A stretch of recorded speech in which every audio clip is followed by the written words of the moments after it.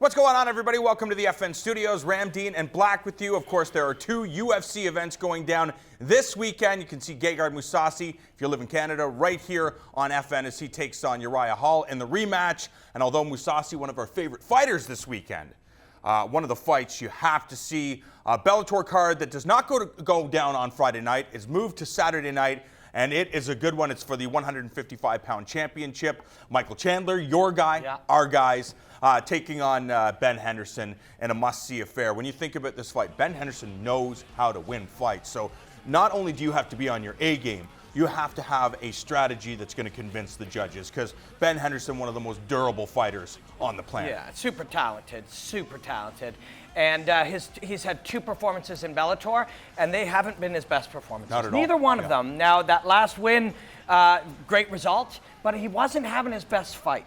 But Mike has to go in and assume this is better than the best Ben Henderson he's ever faced. And Mike will do that. He's a smart guy. I'm a fan of almost every fighter there is. I appreciate what they do and what they put forth.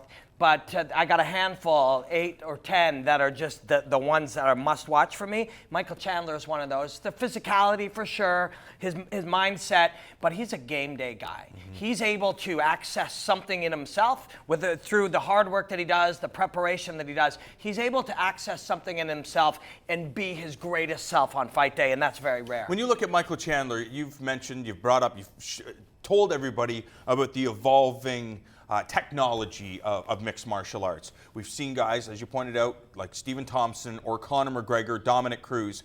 It feels like a guy like Michael Chandler, who's worked with Dominic Cruz in the past, is the in-between the old technology and that new technology. Yeah, we talked about the changing technology as, you go from 8-track to cassettes, and those are real elements. That's an analogy that's fair and reasonable.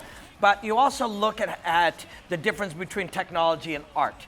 And in a lot of cases, we're like, well, where do you put your head? How do you stand? What do you pivot? And we look at all these, what tool do I use? And those are the tools. That's the paintbrush, and that's the paint, and that's the spatula, and the canvas is the thing. And how you express and use those tools becomes the art. And that's an element of this newer technology, the newer style of fighting. So Michael Chandler has all of those tools. It's allowing himself to be free to use them.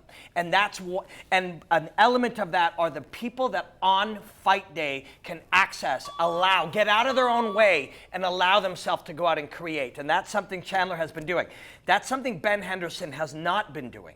He hasn't in his 2 fights in Bellator, but he has in his career. If Ben goes out there and enjoys the combat, enjoys the challenge of somebody as great as Michael Chandler, now we got a beautiful picture. And we've seen from Ben Henderson, he is creative. When he gets into the zone, for example, we're seeing things where people are like, oh, he's attacking the calf, he's attacking the ankle. This is something new in combat sports, and we've seen that from Ben Henderson throughout his mixed martial arts career. Now, when we see his performances in Bellator, is it only because people have diminished the quality of Bellator? When you look at Ben Henderson has lost in the Ultimate Fighting Championship, he goes to Bellator, he's supposed to, because he comes from the top promotion, he's supposed to run right through these guys. You face Pitbull, you face Andrei Koreshkov. I'm pretty sure those guys would do very well in the UFC They as would. well. Koreshkov will be underappreciated for a long time, but he's very special.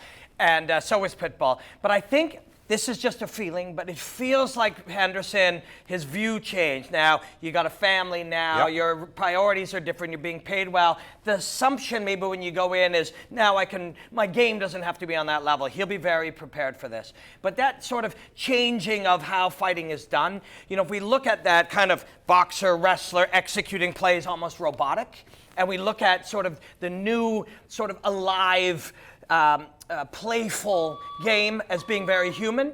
You look at, say, a Tyron Woodley, and he's a cybernetic organism. He's gone from roboticness and added that human artistic element. That's what I expect from Ben Henderson, and that's really what Michael Chandler is, too. He's a cyborg type. He has the ability to express all of the mechanical tools, but he's also very alive and very creative in that. Do you feel that there's extra pressure for Ben Henderson and a guy like Rory McDonald, where you leave the top promotion, you go down to Bellator, you're making more money than you were in the world's #1 organization, and then you have two kind of flat performances. Is that something, I would imagine it does enter the mind of a fighter? I think it does, and I think it'll really motivate Ben Henderson. Ben Henderson has been a champion of champions, and he's going to be, and he's a champion again, and he's taking this very seriously now. And Mike will have to be at his best, but Mike is always at his best. This is a great fight. We are anticipating a hell of a show for the Bellator 155-pound championship.